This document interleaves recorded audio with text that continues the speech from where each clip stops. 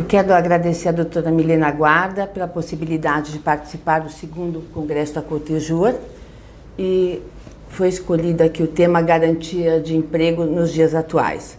É um tema que se revela importante, notadamente porque ele tem duas acepções, uma jurídica e uma de ordem econômica. Notadamente nos dias atuais, no aspecto econômico, onde se busca medidas governamentais para se assegurar a empregabilidade. E no aspecto jurídico, é uma acepção interessante, na medida em que a garantia de emprego, ela objetiva assegurar ao trabalhador o direito de permanecer no emprego a despeito da vontade do empregador. Garantia de emprego também é chamado, ainda que inadequadamente, de estabilidades provisórias. E por que eu digo que é inadequadamente?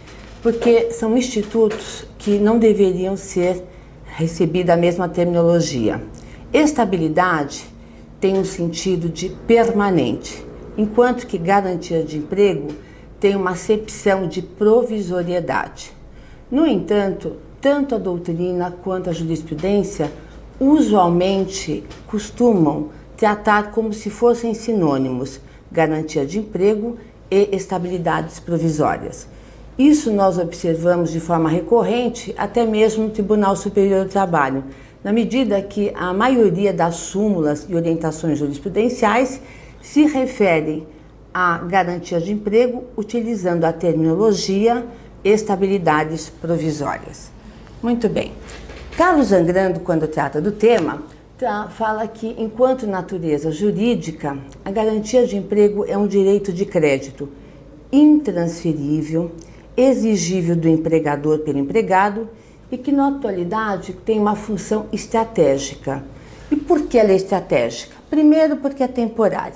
Segundo, porque é prevista numa fonte normativa e sempre objetiva proteger o empregado em relação à força econômica do empregador. E qual é essa força econômica do empregador? Proteger o empregado contra discriminação, perseguição, situações específicas que se revelam necessárias naquela oportunidade. Ricardo Rezende, quando trata do tema, ele assegura que a garantia de emprego ela pode ser pessoal ou altruísta. Disse que a garantia de emprego é pessoal quando ela visa proteger o empregado propriamente dito.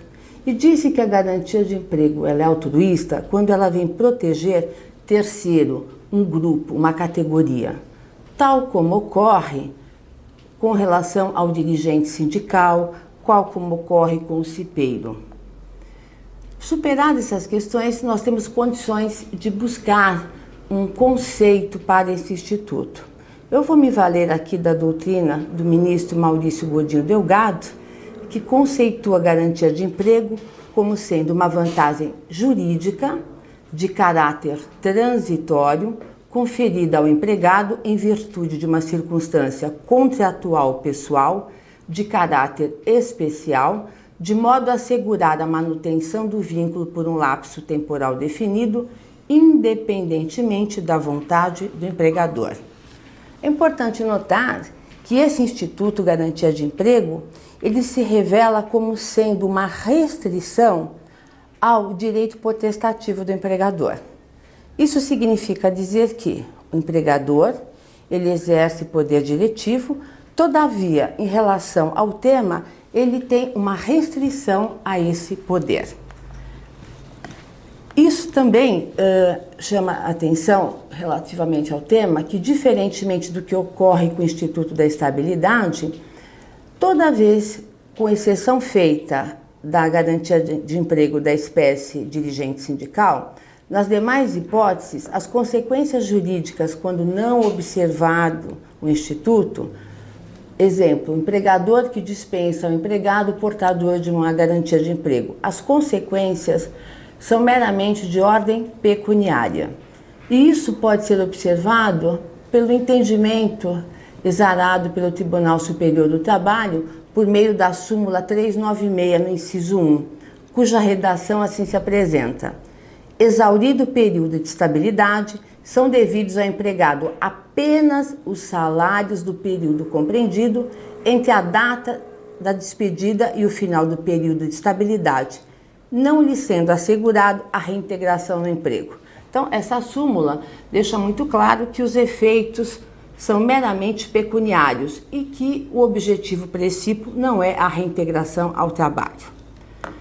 Nós temos uma grande variedade de espécies de garantias de emprego. Nosso objetivo aqui é estudarmos as principais garantias de emprego cuja previsão encontra-se em fontes normativas de origem estatal. Nós não vamos abordar aqui as garantias de emprego previstas em instrumentos normativos, dada a grande variedade que nós temos. Vamos começar aqui pela garantia de emprego do dirigente sindical, que está prevista na CLT, no artigo 543, parágrafo 3º. Essa garantia de emprego, ela é dirigida tão somente ao dirigente sindical, desde o momento em que ele registra a sua candidatura e ser eleito até um ano após o término do mandato. E essa garantia de emprego, ela também é estendida ao suplente. E o que nós temos aqui de particularidades com relação a essa garantia de emprego? Primeiro, é a única espécie de garantia de emprego que o empregador, para dispensar este empregado portador dessa garantia de emprego, somente poderá fazê-lo por justa causa e ainda assim precedido de um procedimento especial, qual seja, inquérito para apuração de falta grave. Não obstante a própria CLT, no artigo 543, traga esta previsão, o Tribunal Superior do Trabalho veio ratificar esse entendimento na súmula 379, dispondo: dirigente sindical somente poderá ser dispensado por falta grave mediante apuração em inquérito judicial. Inteligência, artigos 494 e 543 do parágrafo 3º da CLT. Então, isso significa dizer que é a única hipótese de garantia de emprego que será precedida desta formalidade. Outras particularidades com relação ao dirigente sindical. Primeiro, a comunicação para o empregador de que este empregado é portador dessa garantia deve ser feito do registro da candidatura ou, se ele for eleito, a qualquer momento, desde que na vigência do contrato de trabalho. E não há de se observar o prazo de 24 horas estabelecido pela CLT. Atualmente, desde que foi editado o atual texto constitucional, os sindicatos são livres para constituir e para redigir os seus estatutos. Isso significa dizer que o sindicato é livre para estabelecer a quantidade de dirigentes sindicais que ele opta por ter. Todavia, a garantia de emprego será limitada a 7 dirigentes. Outra particularidade é que o registro da candidatura do dirigente sindical no curso do aviso prévio, ainda que indenizado, não lhe assegurará o direito à garantia de emprego. Esse extinto estabelecimento na base territorial em que esse dirigente sindical representava, ele não fará mais jus a esta garantia de emprego. Então, basicamente, essas são as particularidades dessa garantia de emprego. Uma outra modalidade de garantia de emprego que tem particularidades muito relevantes é a do cipeiro. Por quê? A previsão legal da proteção ao cipeiro encontra-se estatuída na CLT e no texto constitucional. A CLT traz no artigo 165: os titulares da representação dos empregados nas CIPAs não poderão sofrer despedida arbitrária, entendendo-se como tal a que não se fundar em motivo disciplinar, técnico, econômico ou financeiro. A Constituição Federal também regula o tema no artigo 10, inciso 2, letra A, do ato das disposições constitucionais transitórias, que traz: até que seja promulgada a lei complementar a que se refere ao artigo 7º, inciso 1º, fica vedada a dispensa arbitrária ou sem justa causa do empregado eleito para cargo de direção de comissões internas de prevenção de acidentes, desde o registro de sua candidatura até um ano após o término de seu mandato. Aqui nós temos uma discussão interessante, porque a CLT assegurava a garantia de emprego para aqueles que fossem o quê? Representante dos empregados nas CIPAs. O texto constitucional fala empregado eleito para o cargo de direção. Uma discussão que nós temos é como fica a situação do presidente da CIPA, na medida em que ele é indicado pelo empregador. Todavia, ele é portador de um cargo de direção. Então, essa é uma discussão que traz. Ricardo Rezende, numa obra Direito do Trabalho Esquematizado, ele traz que a doutrina se divide com relação ao tema, na medida em que, se uma súmula posteriormente veio assegurar a garantia de emprego para um suplente, por que não assegurar também uma garantia de emprego para o presidente da CIPA, para que ele possa bem representar as suas atribuições? Outra situação também que é digna de nota é o fato de que, se o cipeiro for dispensado por motivo disciplinar, técnico, econômico, que não significa dizer que seja por justa causa, ele não fará jus a nenhuma indenização. Entenda-se por motivo técnico, o que for ligado à produção da empresa. Motivo financeiro, balanço, econômico, conjuntura econômica do país. Disciplinar, empregado que não cumpre as ordens do empregador, mas que necessariamente não praticou atos reincidentes de tal forma que venha a ser considerado uma justa causa. Todavia, se o empregador dispensa o empregado, que é portador dessa garantia de emprego, com fundamento para que não se caracterize uma dispensa arbitrária, ele deverá comprovar essa situação. É o que dispõe o parágrafo único do artigo 165. Ocorrendo a despedida, caberá ao empregador, em caso de reclamação à Justiça do Trabalho, comprovar a existência de qualquer dos motivos mencionados neste artigo, sob pena de ser condenado a reintegrar o empregado. Então aqui eu tenho uma outra particularidade. O cipeiro é uma das poucas hipóteses de garantia de emprego em que lhe é assegurado a possibilidade de, no caso de dispensa, ser reintegrado. A súmula 339 do TST é que veio estabelecer a extensão desse direito ao suplente. Uma outra hipótese de garantia de emprego e que traz bastante controvérsia é a gestante. A previsão legal encontra-se estampada no texto constitucional, ato das disposições constitucionais transitórias, artigo 10, inciso 2, letra B. Fica vedada a dispensa arbitrária ou sem justa causa da empregada gestante desde a confirmação da gravidez até 5 meses após o parto. Muito se discutiu sobre qual a interpretação a ser dada com relação à palavra confirmação. O que se entender pela palavra confirmação? Nós temos uma alteração recente que veio por meio da Lei Complementar número 146 de junho de 2014, que veio estender essa garantia de emprego. No caso de falecimento da genitora, vai ser assegurada essa garantia de emprego para aquele que tiver a guarda do seu filho. Com relação àquela discussão sobre a confirmação, o Tribunal Superior do Trabalho, ao editar a súmula 244, adotou a responsabilidade objetiva do empregador, ou seja, o fato do empregador desconhecer o estado gravídico da empregada não afasta a responsabilidade pelo pagamento da indenização. E esse inciso 2 da súmula 244 traz: a garantia de emprego à gestante só autoriza a reintegração se esta se der durante o período da estabilidade. Do contrário, a garantia restringe-se aos salários e demais direitos correspondentes.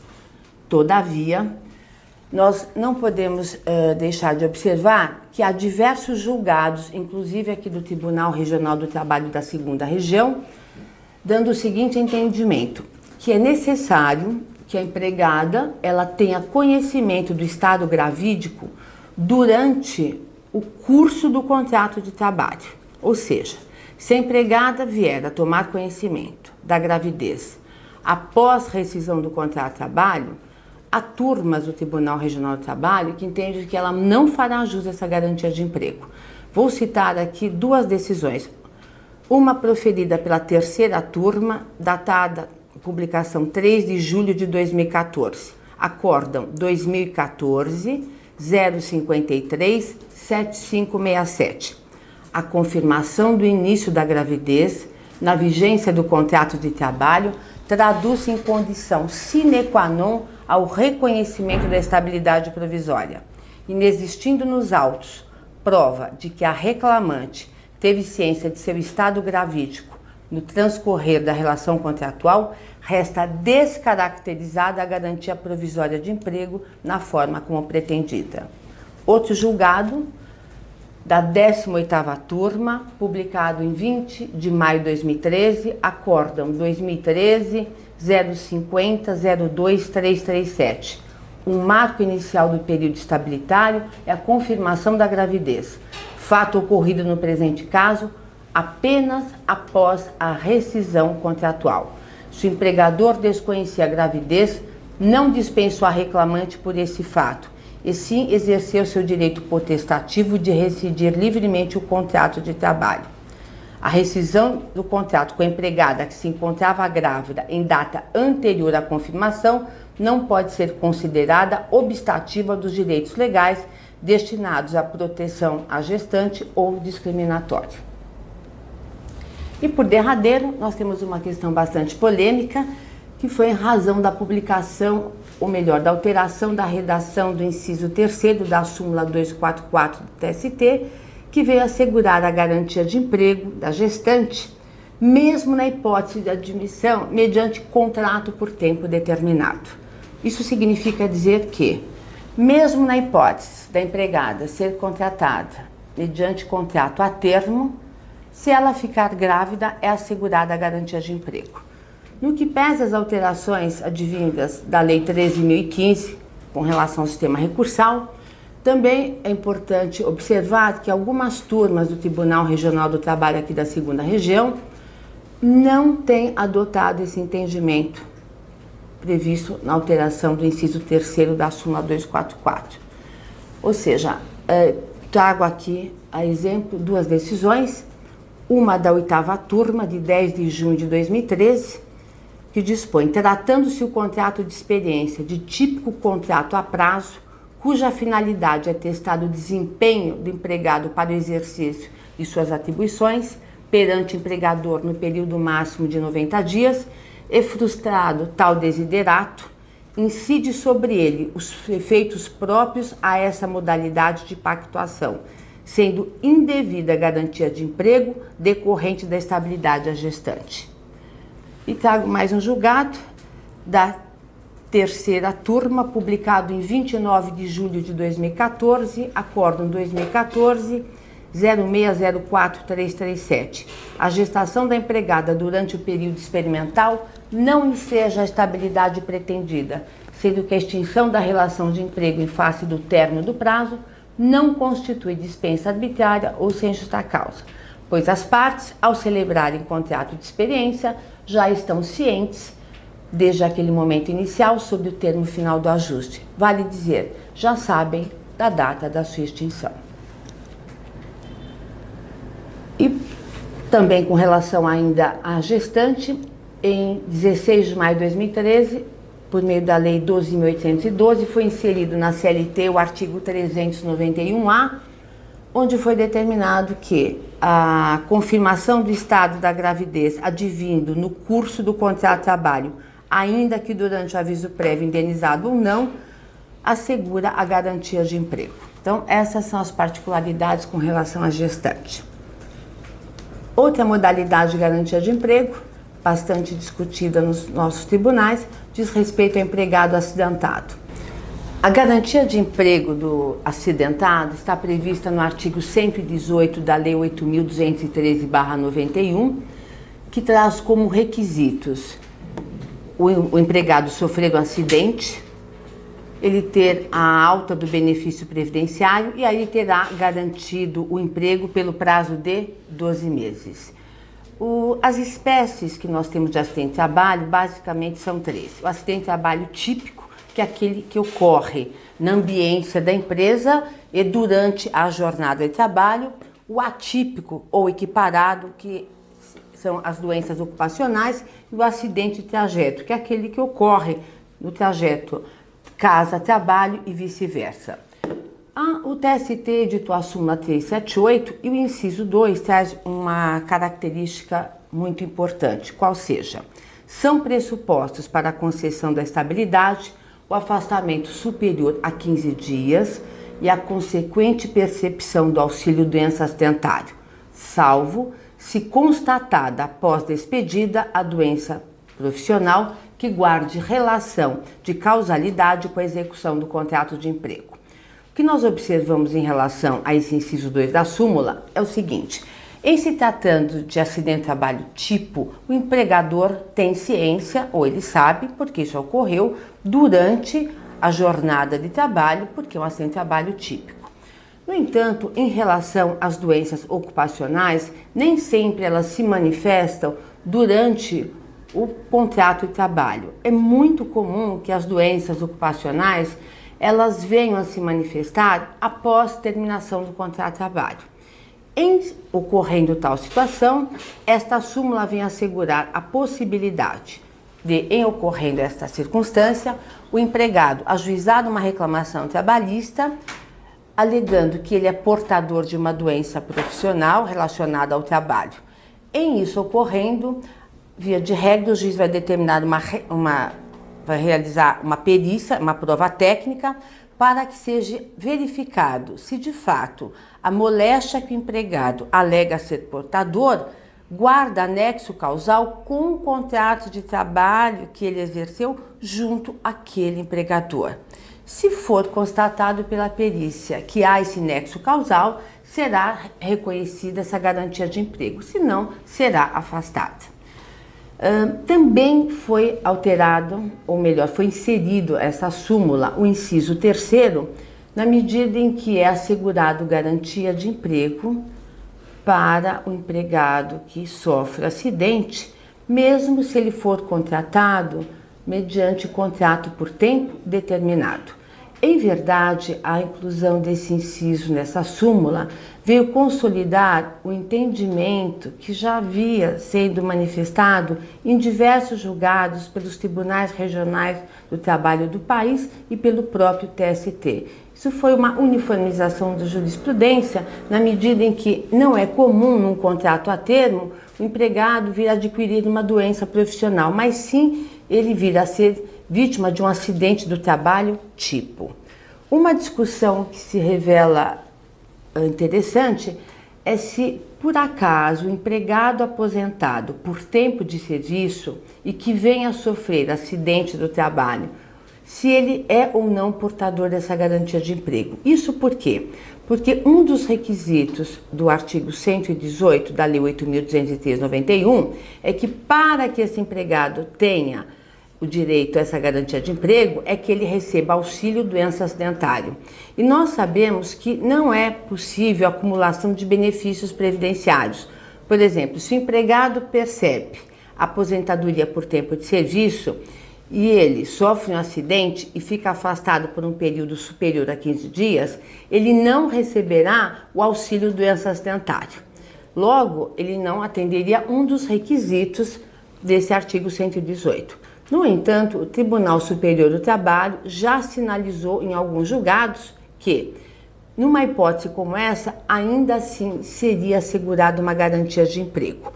O julgado é de um recurso de revista 85444 de 2003 e o fundamento jurídico para ter sido assegurada essa garantia de emprego diz respeito ao fato de que deve-se fazer uma interpretação aqui finalística e teleológica da norma, na medida em que não se deve afastar a garantia de emprego em razão de que esse trabalhador não recebe o benefício previdenciário auxílio doença acidentário. E ele não recebe porque a Previdência Social não admite a acumulação dos benefícios. Em setembro de 2012, o Tribunal Superior do Trabalho publicou a súmula 443, que tem a seguinte redação: dispensa discriminatória, presunção, empregado portador de doença grave, estigma ou preconceito, direito à reintegração. Presume-se discriminatória a despedida de empregado portador do vírus HIV ou de outra doença grave que suscite estigma ou preconceito. Inválido o ato, tem direito à reintegração no emprego. Esta súmula é relevante, visto que o Brasil é um Estado democrático de direito e que erigiu a status constitucional o princípio da dignidade da pessoa humana, que hoje encontra-se inserido no inciso 3º do artigo 1º. Some-se a isso que o Brasil ele ratificou em 1969 a Convenção 111 da OIT, que proíbe práticas discriminatórias nas relações de trabalho.